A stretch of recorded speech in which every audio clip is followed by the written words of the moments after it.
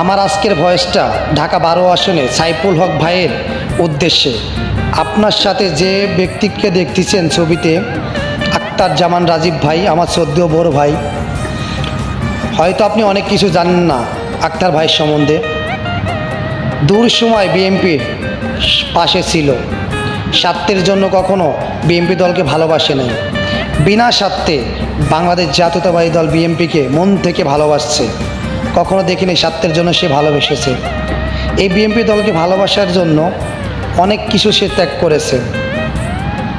আমরা নিজের চোখে দেখেছি, রুম থেকে ধরে নিয়ে গেছে পুলিশে।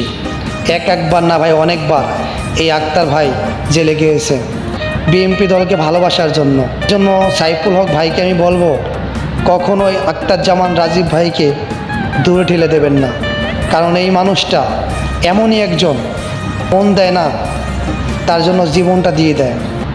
বাংলাদেশ জাতীয়তাবাদী দল বিএনপিকে বিনা স্বার্থেই দলটাকে ভালোবাসছে, কখনো কিছুই পায়নি তার প্রতিদানে। এই জন্য বলি ভাই, আপনি আমার বড় ভাই, শ্রদ্ধেয় বড় ভাইকে আপনি দেখে রাখেন।